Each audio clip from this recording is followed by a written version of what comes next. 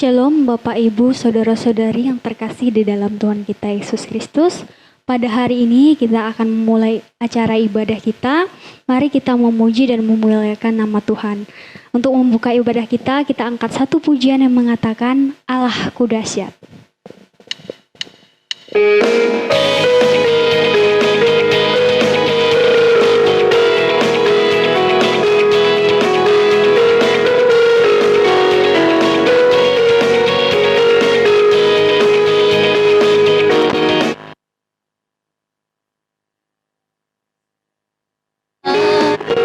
Terdengar pujian bagi Allah, dari barat sampai ke timur.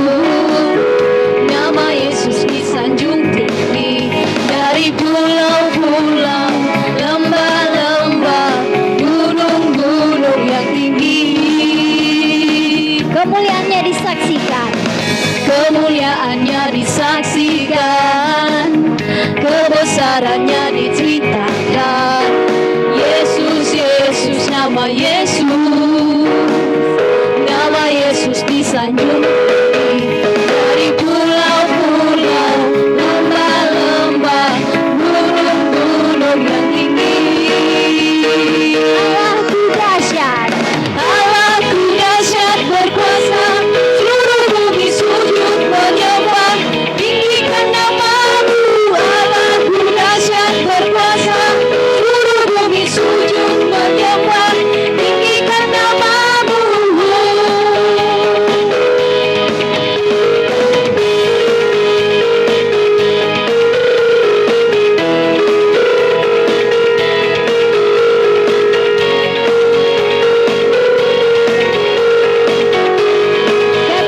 Katakan dari utara ke selatan. Dari utara ke selatan, terdengar pujian bagi Allah. Dari barat sampai ke timur, nama Yesus disanjung. Dari pulau-pulau, lembah-lembah, gunung-gunung yang tinggi. Kemuliaannya disaksikan. Kemuliaannya disaksikan, kebesarannya diceritakan. Yesus, Yesus, nama Yesus disanjung tinggi, dari pulau-pulau, lembah-lembah, gunung-gunung yang tinggi. Allahku dahsyat. Allahku dahsyat berkuasa, seluruh bumi sujud menyembah, tinggikan namamu. Allahku dahsyat berkuasa, seluruh bumi sujud menyembah, tinggikan namamu.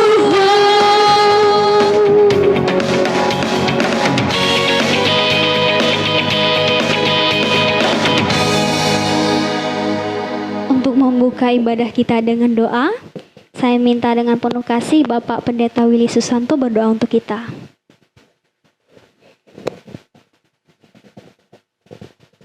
Ibu, mari kita berdoa nanti sekalian pimpin.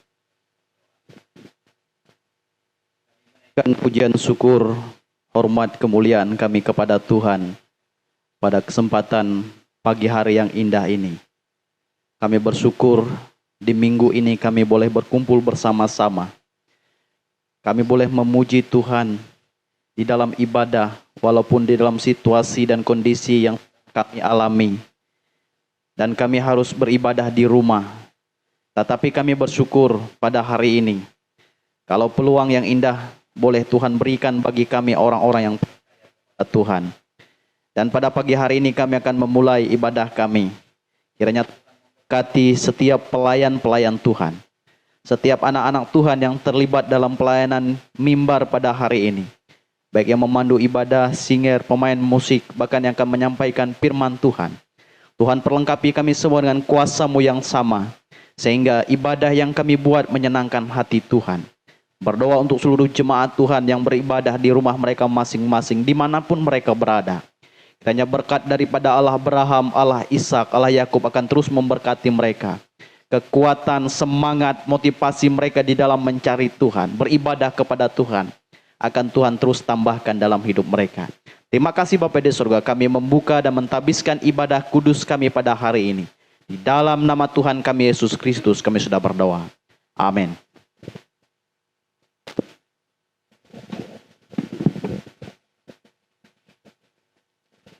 Kita masih melanjutkan acara pujian penyembahan kita. Kita akan angkat satu pujian dari NKI nomor 234 bagian A, Hitung Berkat-Mu. Seperti biasa persembahan, kotak persembahan ada di gereja. Silahkan Bapak Ibu bisa mengantar persembahannya di gereja.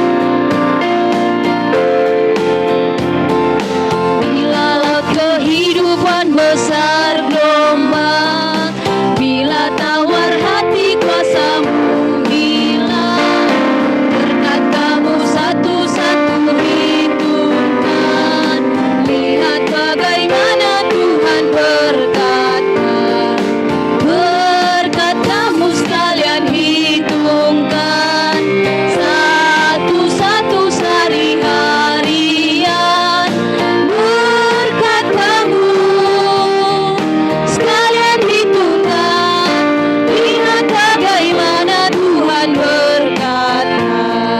Ayat yang kedua. Adakah berat hatimu dan terkacau? Adakah berat salibmu di atas pau? Hitung berkatmu dan hatimu yang berat, nanti bergemar dan hilanglah penat.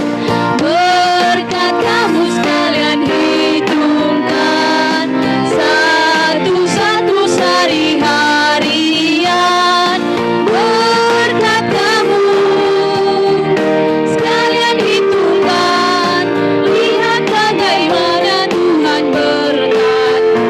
Ayat yang ketiga.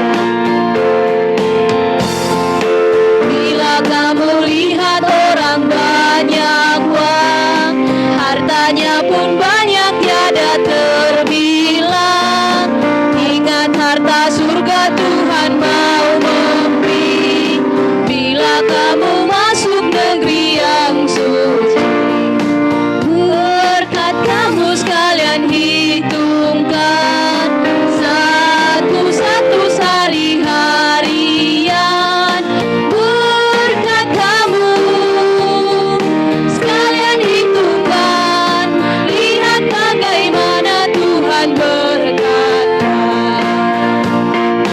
Ayat yang keempat.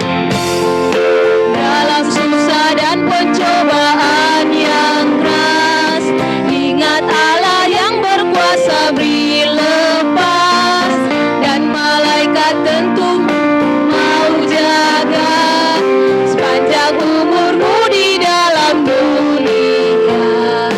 Berkat kamu sekalian hitungkan, satu-satu sehari-harian, berkat kamu sekalian hitungkan, lihat bagaimana Tuhan berkata.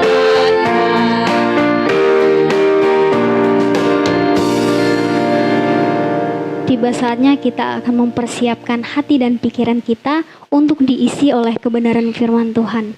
Untuk menjambut kebenaran firman Tuhan yang akan kita dengarkan, mari kita angkat sebuah pujian yang mengatakan, hatiku percaya.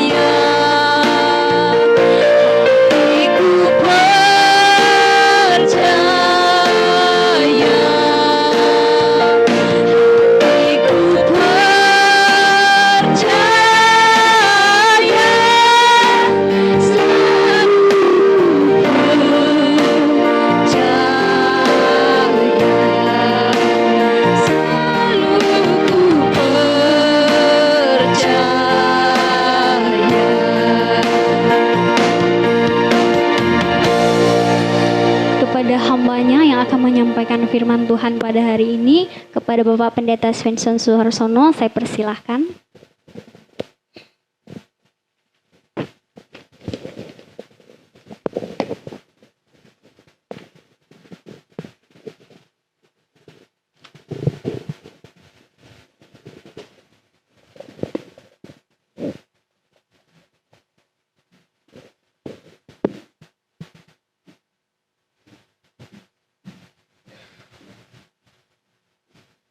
Baik, pada saat ini kita mau datang kepada Tuhan di dalam doa. Saya akan pimpin kita di dalam doa. Mari kita berdoa. Bapa di surga, pada kesempatan ini ya Tuhan, kami bersyukur kepadamu di mana di tengah kesibukan kami sepanjang sepekan yang lalu, kami boleh menyempatkan diri kami ya Tuhan untuk bersekutu bersama, baik bersama dengan sahabat, keluarga handetolan kami ya Tuhan. Kami boleh merenungkan firman Tuhan bersama-sama. Oleh sebab itu ya Tuhan, kiranya Tuhan memberkati setiap anak Tuhan dimanapun berada dan bersama siapapun dalam keadaan seperti apapun. Tuhan akan memberkati kami semua. Tak kala kami melihat video ini atau mengikuti ibadah secara online ini ya Tuhan, Tuhan memberikan kepada kami ya Tuhan kekuatan untuk kami boleh mampu memuji memuliakan nama Tuhan dengan situasi yang terbatas ini. Kami juga berdoa ya Tuhan, supaya setiap alat yang kami pakai, baik sinyal yang sangat kami perlukan ya Tuhan, maupun alat-alat yang lain yang menunjang dalam kami menyembah Tuhan, Tuhan memberkati, supaya kami mulai menggunakannya untuk kemuliaan bagi nama Tuhan. Memberkati anak-anak Tuhan yang dalam keadaan lemah tubuh, sakit, penyakit, dimanapun mereka berada. Kiranya tangan Tuhan yang berkuasa akan menjamah dan memulihkan mereka dan memberikan mereka kesembuhan, sehingga mereka boleh kembali beraktivitas bersama-sama dan juga tetap menjaga kesehatan. Kami juga berdoa ya Tuhan untuk ibadah dimanapun berada, baik yang secara langsung maupun yang tidak langsung. Tuhan memberkati supaya kami boleh tetap memuji muliakan nama Tuhan. Hamba-Mu yang akan menyampaikan firman Tuhan, Tuhan urapi agar setiap firman Tuhan disampaikan berasal daripada kuasa Roh Kudus yang ingin berbicara kepada kami semua. Terima kasih ya Tuhan, ini doa kami. Di dalam nama Tuhan Yesus Kristus, kami sudah berdoa dan mengucap syukur. Amin. Shalom Bapak Ibu yang terkasih di dalam Tuhan kita Yesus Kristus. Pada minggu ini, minggu tanggal 25 Juli 2021, tidak terasa kita sudah lewati ini sampai pada penghujung bulan Juli. Dan sebentar lagi kita akan masuk kepada bulan Agustus. Nah Bapak Ibu yang terkasih di dalam Tuhan kita Yesus Kristus, sudah cukup lama kita tidak bisa bertatap muka di dalam ibadah kita. Tetapi puji syukur kepada Tuhan, karena kita adalah boleh dikatakan orang yang termasuk beruntung berada di kawasan yang ada sinyalnya. Walaupun terkadang ada gangguan. Tetapi puji Tuhan, kita masih tetap bisa memuji memuliakan nama Tuhan, boleh mendengarkan firman Tuhan dengan cara ibadah online seperti ini. Dan pada saat ini ya Tuhan, terima kasih kepada Badan Pengurus Jemaat, Gembala Sidang yang mempercayakan kepada kami untuk kami boleh berbagi firman Tuhan yang kita belajar bersama-sama pada saat ini. Bapak Ibu yang terkasih, dimanapun Anda berada, saya ingin mengajak kita untuk merenungkan bagian firman Tuhan. Mari kita buka di dalam kitab Amsal. Amsal pasal yang pertama, ayat yang pertama sampai dengan ayat yang ke-7. Amsal pasal yang pertama, ayat pertama sampai dengan ayat yang ke-7. Kalau sudah dapat, saya akan bacakan untuk kita Bapak Ibu. Tujuan Amsal ini, ayat 1, Amsal Salomo bin Daud, Raja Israel. Aku mengetahui hikmat dan didikan untuk mengerti kata-kata yang bermakna, untuk menerima didikan yang menjadikan pandai, serta kebenaran, keadilan, dan kejujuran, untuk memberikan kecerdasan kepada orang yang tak berpengalaman, dan pengetahuan serta kebijaksanaan kepada orang muda. Baiklah orang bijak mendengar dan menambah ilmu, dan baiklah orang yang berpengertian memperoleh bahan pertimbangan untuk mengerti amsal dan ibarat, perkataan dan teka-teki orang bijak. Takut akan Tuhan adalah permulaan pengetahuan, tetapi orang bodoh menghina hikmat dan didikan. Demikian jawab macam firman Tuhan kita pada pagi hari ini, Bapak Ibu. Baik, pada saat ini saya ingin mengajak kita untuk merenungkan bagian firman Tuhan. Bukan bukan bermaksud untuk menggurui, tetapi mari kita mengingat kembali bagian firman Tuhan ini. Saya memberikan satu tema, takut akan Tuhan adalah permulaan pengetahuan. Takut akan Tuhan adalah permulaan pengetahuan. Di dalam Amsal pasal 1, ayat yang ke-7 ini adalah bagian utama yang akan kita lihat bersama. Nah, kunci sukses yaitu Tuhan adalah sumber hikmat tertinggi. Kalau kita ingin mencari hikmat, Bapak Ibu, tidak ada sumber hikmat tertinggi selain di dalam Tuhan. Itu yang kita boleh pelajari di dalam firman Tuhan, di dalam Alkitab kita. Oleh sebab itu, Bapak Ibu, mengapa dikatakan kunci sukses? Karena kesuksesan berasal daripada Tuhan yang menciptakan manusia yang cerdas-cerdas, yang pintar-pintar. Bapak Ibu yang terkasih, mari kita memperdalam akar iman kita, yaitu takut akan Tuhan adalah permulaan pengetahuan. Tetapi orang bodoh menghina hikmat dan didikan. Amsal pasal 1 ayat 7. Di sana memang berkata bahwa takut akan Tuhan adalah permulaan pengetahuan. Artinya, mari kita takut akan Tuhan. Tetapi di sana ada tetapinya. Tetapi orang bodoh menghina hikmat dan didikan. Orang bodoh di sini bukan benar-benar bodoh secara intelektual, ya. Tetapi mari kita akan lihat, ya. Nah, Amsal adalah kebenaran umum atau kebijaksanaan hidup yang diungkapkan dalam cara berbicara yang berbentuk peribahasa, Bapak Ibu, yang aforistis atau ungkapan mengenai doktrin atau prinsip atau suatu kebenaran yang sudah diterima secara umum dan kadang-kadang mengandung ritme dan mempunyai bentuk yang megah. Di dalam ayat yang ke-7 berkata, takut akan Tuhan adalah permulaan pengetahuan. Tetapi orang bodoh menghina hikmat dan didikan. Artinya takut akan Tuhan adalah permulaan segala pengetahuan. Takut akan Tuhan adalah tema dari seluruh kitab Amsal yang ditulis oleh penulisnya yaitu Salomo. Di sana memberikan suatu perkataan-perkataan yang diungkapkan kepada Tuhan, di mana Tuhan mengilhamkan firman Tuhan kepadanya, sehingga ia menulis kata-kata bijak di sana, Bapak Ibu. Seluruh kitab Amsal merupakan awal dari hidup berhikmat. Di sini, Bapak Ibu, takut dalam hal ini bukan berarti kita ngeri, bukan berarti kita seram atau merasa ketakutan seperti orang takut kepada mungkin seorang yang jahat, pembunuh, kepada hantu dan setan dan sebagainya. Tetapi takut di sini yaitu takut dengan menunjukkan rasa hormat kita. Rasa hormat kita kepada Sang yang menciptakan kita. Menjunjung tinggi, menundukkan diri kita kepada kedaulatan Allah dan mentaati perintah-perintahnya atau mentaati perintah-perintah Tuhan. Jadi Tuhan adalah sumber hikmat tertinggi, Bapak Ibu. Karena itu setiap orang perlu datang kepada sumber hidup yang memberikan hikmat, supaya menjadikan kita, Bapak Ibu, orang yang berhikmat, hidup bijak, bermoral tinggi, dan selaras dengan kehendak Tuhan. Sangat berbeda, Bapak Ibu. Kadang kita takut kepada orang-orang yang kita takuti, mungkin orang itu adalah orang-orang bengis, atau takut seperti pada saat ini kita takut kepada virus, sehingga berbagai macam cara upaya kita untuk bisa terhindar dengan seperti yang dikatakan oleh pemerintah untuk menggunakan protokol kesehatan dengan mencuci tangan, menjaga jarak, dan tidak lupa menggunakan masker. Ya. Ada juga orang yang banyak takut mati.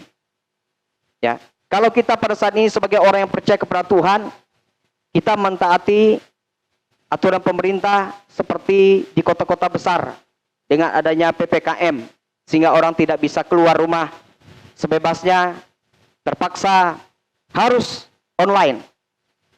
Beli makanan online, apalagi yang lain. Nah, itu merupakan satu hal yang sangat menyulitkan dalam segenap aktivitas maupun pergerakan ekonomi.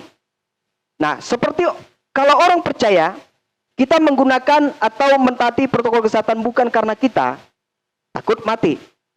Karena kematian pasti akan terjadi. Tetapi kita lebih menjaga tubuh kita agar tetap sehat. Karena tubuh kita adalah pemberian Allah.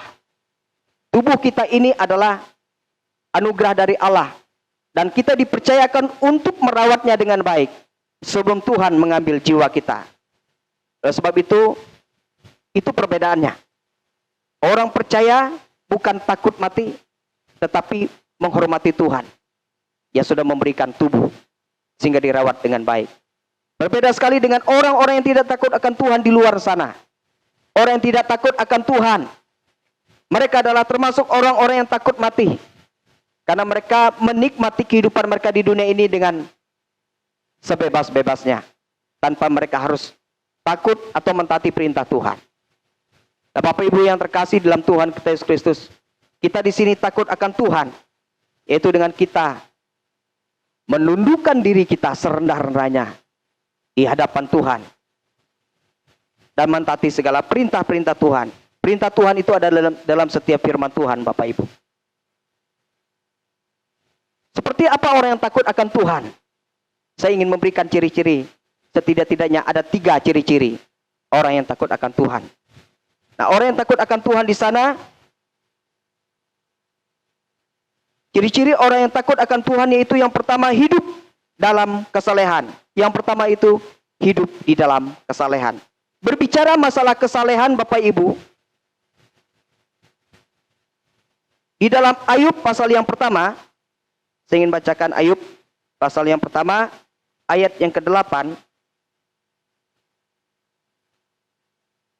Lalu bertanyalah Tuhan kepada iblis, apakah engkau memperhatikan hambaku Ayub? Sebab tiada seorang pun di bumi seperti dia yang demikian saleh dan jujur, yang takut akan Allah dan menjauhi kejahatan. Bapak Ibu yang terkasih, Ayub di sini adalah orang yang patut kita teladani, yang Tuhan izinkan ada di dalam dunia ini di masa yang lalu. Dia diakui oleh Tuhan. Di sini Tuhan sendiri yang mengakui. Saya baca kembali. Lalu bertanyalah Tuhan kepada iblis, apakah engkau memperhatikan hambaku? Ku di sini adalah Tuhan, Ayub, sebab tiada seorang pun di bumi, tiada seorang pun di bumi, ya, seperti dia yang demikian saleh dan jujur. Di sini Tuhan yang mengakui bahwa Ayub adalah hambanya yang saleh dan jujur, yang takut akan Allah, dan menjauhi kejahatan. Dan mengapa saya katakan Ayub adalah teladan yang cukup sempurna? Mengapa saya katakan cukup sempurna? Karena bagaimanapun juga Ayub adalah manusia biasa. Karena sesungguhnya teladan yang sempurna adalah Yesus sendiri, Bapak Ibu. Tetapi di sini Allah mau izinkan ada orang seperti Ayub yang bisa memberikan teladan kepada orang-orang yang percaya kepada Tuhan dengan takut akan Tuhan. Ya, di sana digambarkan ada orang yang saleh, ya, orang yang saleh. Yang kedua, ciri-ciri orang yang takut akan Tuhan yaitu hidup dalam kejujuran. Kejujuran. Di zaman sekarang ini, Bapak Ibu, susah cari orang jujur untuk menduduki satu tempat atau jabatan yang penting berkenaan dengan keuangan dan rahasia-rahasia suatu perusahaan atau instansi atau lembaga. Tetapi cari orang pintar, cari orang jenius, orang kaya, orang berpendidikan itu banyak. Mudah sekali di zaman sekarang. Coba saja kalau kita dengar orang sedikit di undangan, gelarnya ya, kalau tidak S di belakang nama, Dia M. Ya. Apa itu S? Sarjana. M, magister. Artinya gelarnya sudah 1 dan 2. Banyak sekali orang-orang yang berpendidikan, orang-orang yang intelektualnya tinggi. Tetapi apakah mereka ini adalah orang-orang jujur? Belum tentu, Bapak Ibu. Nah, kalau kita lihat di sini, Ayub adalah orang yang termasuk hidup dalam kejujuran. Sebab orang yang sering hidup berbohong, maka kebohongan demi kebohongan akan terus dilakukan untuk menutupi kebohongan-kebohongan yang lain. Agar kebohongan yang ini tidak diketahui, maka dia berbohong kembali untuk menutupi kebohongan yang pertama. Begitu juga kebohongan yang kedua. Supaya kebohongan yang kedua tidak diketahui, dia buat kebohongan ketiga. Dan seterusnya, dan seterusnya. Jadi hidup dalam kejujuran. Ciri-ciri orang yang takut akan Tuhan. Yang kedua. Yang ketiga, yaitu hidup menjauh dari kejahatan. Berbicara masalah kejahatan, Bapak Ibu yang terkasih, kejahatan adalah segala sesuatu yang melawan Tuhan dan bertentangan dengan Tuhan. Kejahatan adalah segala sesuatu yang melawan Tuhan dan bertentangan dengan Tuhan. Mari kita berpikir, apa saja yang sudah kita lakukan sepanjang hidup kita? Apakah kita sudah melakukan kejahatan? Pertanyaan itu pasti kita sudah melakukan kejahatan menurut pengertian ini. Karena kejahatan adalah segala sesuatu yang melawan Tuhan, kita pasti pernah melawan Tuhan. Dan bertentangan dengan firman Tuhan. Kita sering mendengarkan firman Tuhan, mendengarkan khotbah. Bahkan mungkin kita sering merenungkan firman Tuhan sendiri. Dan pasti kita pernah melanggar firman Tuhan. Artinya kita sudah melakukan kejahatan. Nah di sini, orang yang takut akan Tuhan, yang ketiga itu menjauhi kejahatan. Bapak Ibu yang terkasih, ada suatu cerita, saya ingin bercerita sedikit mengenai orang-orang di masa lalu. Nah, Bapak Ibu, saat di zaman ini, kejahatan manusia sudah sangat jahat. Mulai dari penculikan anak-anak untuk diambil organ tubuhnya, untuk dijual. Bukan untuk dikonsumsi, Bapak Ibu ya. Tetapi untuk keperluan medis.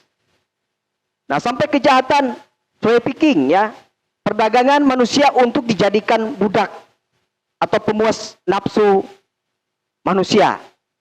Nah, kalau kita berbicara masalah teladan orang berikutnya, yaitu tentang hidup Yusuf. Orang yang luar biasa juga. Ia dibuang ke Mesir oleh saudara-saudaranya. Ia dijual, lebih kasarnya lagi dijual ya.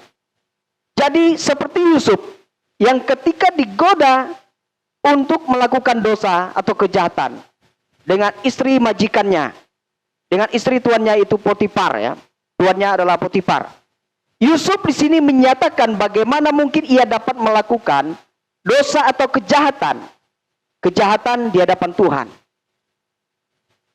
Di sini kita lihat bahwa Yusuf sadar betul bahwa ia melakukan kejahatan kalau dia melakukannya itu di hadapan Tuhan. Walaupun mungkin pada saat itu yang ada tuh hanya Yusuf dan juga istri Potifar, istri dari majikannya. Tidak ada yang lain. Tidak ada yang lihat. Seperti orang-orang yang berbuat dosa. Hanya dia sendiri. Kalau ini maksudnya sudah berdua. Tidak ada yang lihat. Tetapi Yusuf tahu bahwa tidak ada satupun yang tersembunyi di hadapan Tuhan. Di bawah kolong langit ini. Walaupun kita hanya sendiri. Tuhan melihatnya dengan jelas. Sehingga di sini Yusuf beranggapan dan yakin bahwa tidak mungkin dia melakukan kejahatan di hadapan Tuhan dan mengkhianati majikannya Potifar yang sudah memberikan kepercayaan kepadanya untuk mengelola seluruh harta kekayaannya. Segala harta benda rumah dipercayakan kepada Yusuf pada saat itu oleh majikannya. Karena Yusuf adalah orang yang jujur. Dan apapun yang dilakukan dan diusahakan tangan Yusuf, semuanya mendatangkan berkat dan berhasil. Kecuali istrinya, yaitu istri Potifar. Sehingga Yusuf segera lari dari godaan dosa. Nah demikian juga kepada para pemimpin-pemimpin gereja. Diingatkan untuk tidak melakukan kejahatan dan hidup takut akan Tuhan. Mengapa di sini lebih didahulukan kepada para pemimpin-pemimpin gereja? Yaitu kami para hamba Tuhan. Karena apa? Karena pemimpin gereja adalah kepala. Kepala di dalam jemaat. Tak kala kepala itu cacat, tak kala kepala itu sudah jatuh, maka tubuh ekor juga akan jatuh. Bapak Ibu yang terkasih, perlu kita sadari, tidak heran kalau ada banyak hamba Tuhan berjatuhan. Karena itulah tujuan iblis. Iblis tidak senang tak kala melihat hamba Tuhan tetap setia, tetap lancar-lancar dalam pelayanan. Iblis akan terus merongrong, merusak para hamba Tuhan, mengacaukan pelayanan hamba Tuhan, supaya hamba Tuhan jatuh. Dan kalau hamba Tuhan itu tidak kuat, dia tidak mungkin bangkit. Apalagi kalau dia tidak mengandalkan Tuhan. Oleh sebab itu Bapak Ibu, tak kala ada hamba Tuhan yang jatuh, jangan kita menjatuhkan mereka sekali lagi. Ya. Tetapi mari kita support mereka. Angkat mereka. Supaya mereka memiliki semangat dalam melayani Tuhan. Karena tak kala jemaat juga sudah mencibiri hamba Tuhan, iblis akan bertepuk tangan Bapak Ibu. Mereka akan bersorak-sorai. Mereka senang, artinya anak-anak Tuhan sudah bubar. Balik kanan, bubar jalan. Oleh sebab itu kenapa di sini lebih diingatkan kepada hamba Tuhan terlebih dahulu, baru setelah itu kepada jemaat Tuhan. Supaya hamba-hamba Tuhan tetap berjaga-jaga. Bapak Ibu yang terkasih, berbicara masalah sukses, ya, sekarang ini pendidikan dianggap sebagai jalan menuju sukses, ya. Banyak orang-orang tua yang memasukkan anaknya ke sekolah-sekolah yang berlabel sekolah unggulan. Bahkan yang punya uang lebih, Bapak Ibu, mereka menyiapkan anak mereka untuk masuk satu sekolah yang ternama. Bahkan sekolah-sekolah yang bertaraf internasional, untuk mempersiapkan masa depan anak mereka, agar anak mereka memiliki masa depan yang lebih cerah. Itu menurut pandangan kita manusia. Itu menurut pandangan kita manusia yang hanya sekedar melihat kepada nilai-nilai pengetahuan. Tetapi perlu kita sadari Bapak Ibu, bahwa kesuksesan bukan hanya kunci pada pendidikan. Sukses bukan hanya bisa mengandalkan uang atau materi. Tidak salah kita mempersiapkan anak-anak kita dengan pendidikan yang baik. Tetapi harus kita sadari bahwa kesuksesan bukan semata-mata berbicara masalah materi. Kesuksesan bukan semata-mata berbicara masalah kedudukan. Kesuksesan juga bukan semata-mata berbicara masalah pendidikan yang baik. Ada banyak orang-orang yang pendidikannya tidak terlalu baik, tapi sukses.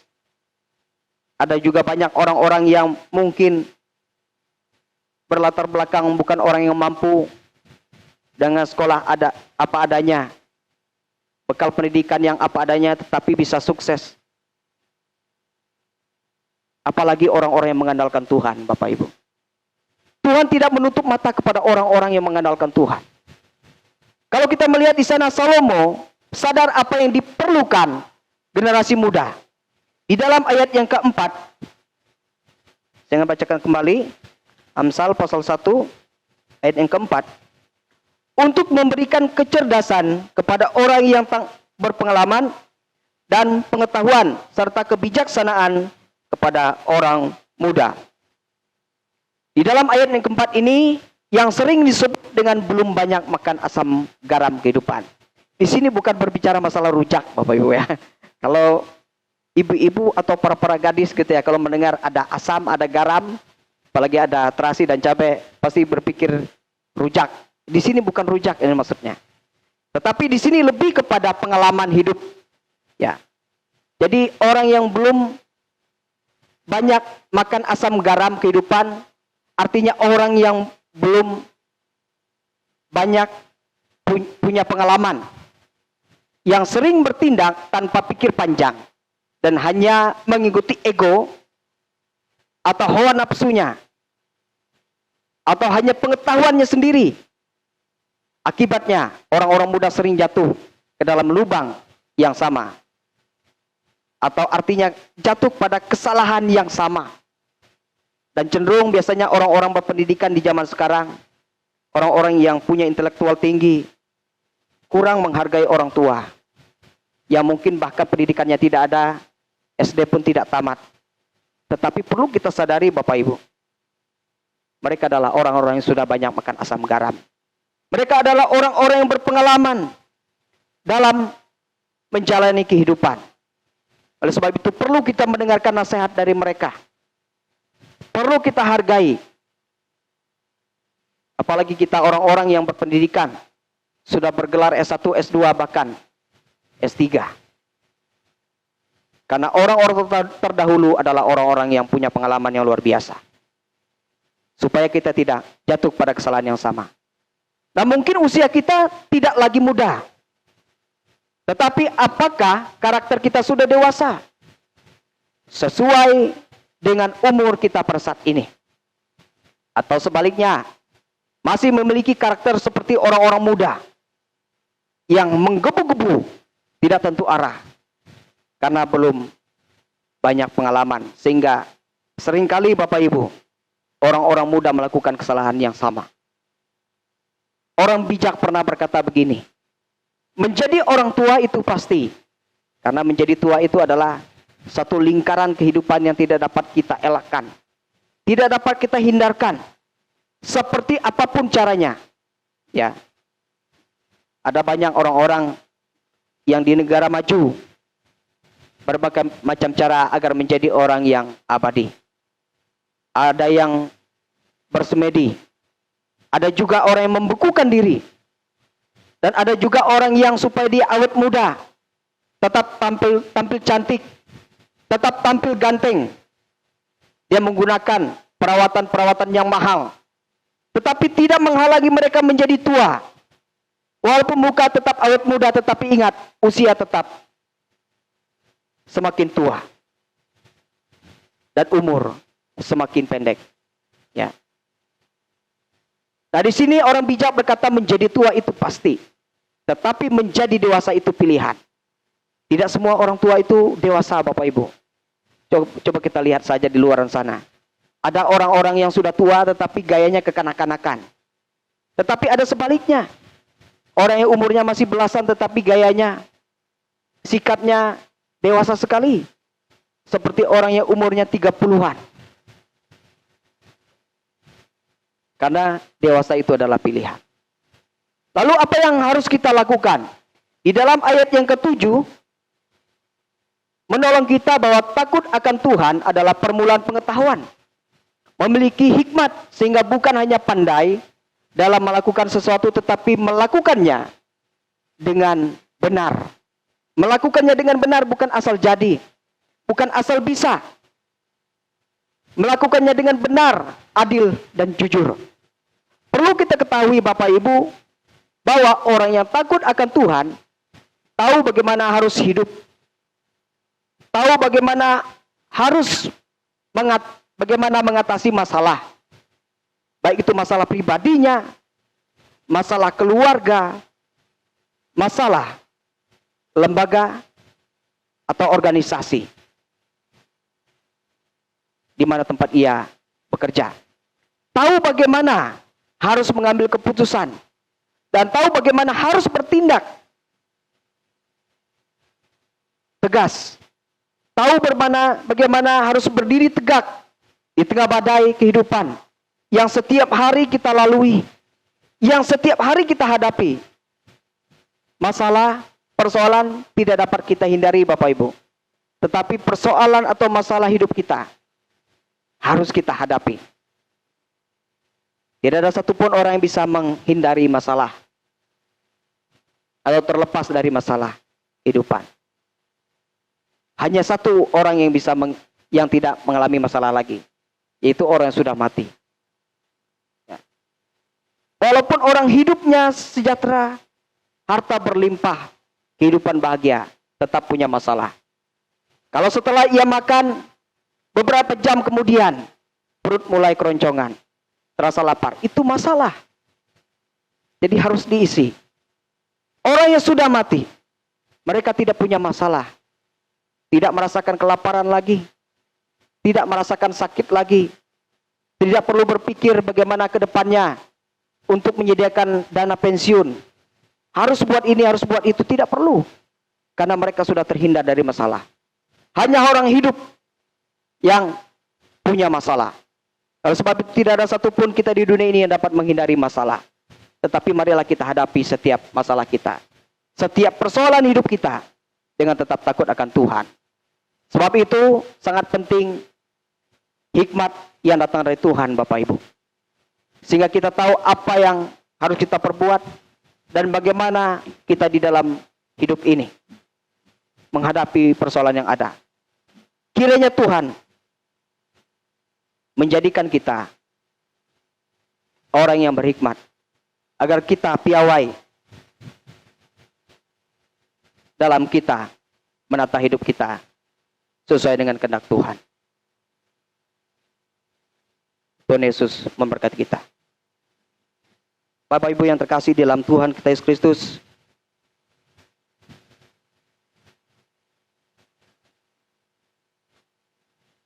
kita akan mengakhiri ibadah kita.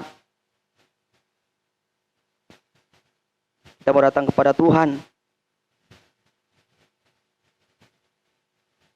Di dalam doa saya akan pimpin kita di dalam doa. Bapa di surga, pada saat ini kami datang kepadamu bersyukur oleh karena kesempatan yang indah ini ya Tuhan. Kami boleh bersama-sama memuji, memuliakan nama Tuhan. Bahkan kami bisa mendengarkan firman Tuhan, belajar bersama-sama dari Amsal Salomo ini. Kami mau menjadi orang yang memiliki hikmat yang datang dari Tuhan. Bukan hikmat duniawi. Hikmat yang lebih mementingkan pengetahuan intelektual. Tetapi hikmat yang datang dari Tuhan adalah hikmat yang memberikan keberhasilan dan sumber segala pengetahuan.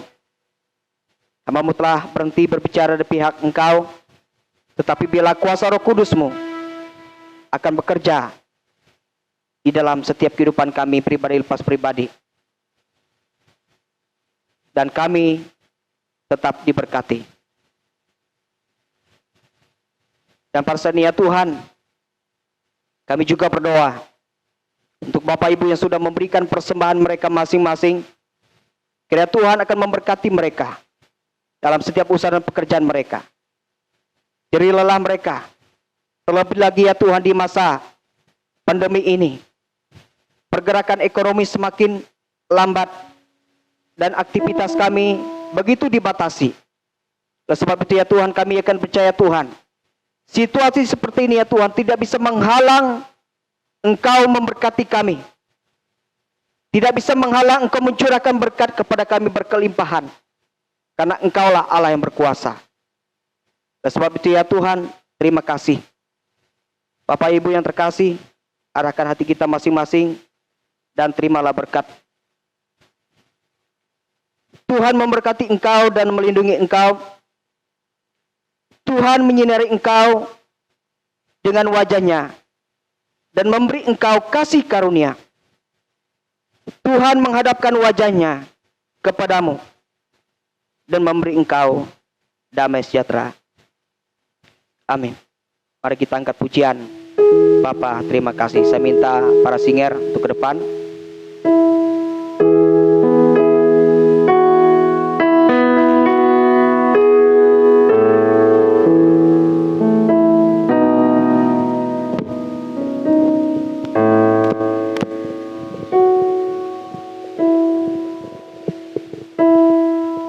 Kita naikkan pujian. Bapa, terima kasih sebagai ungkapan syukur kita kepada Tuhan. Karena Tuhan sudah memberkati kita sebanyak seperti ini.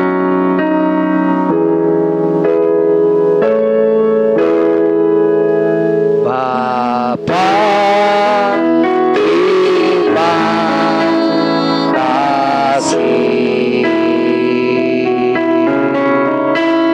Bapa, terima kasih.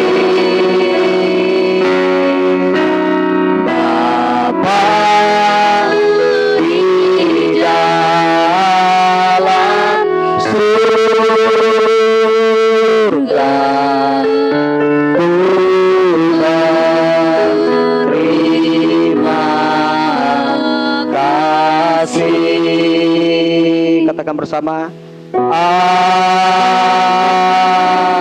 Amin. Mari kita bersatu dulu sejenak.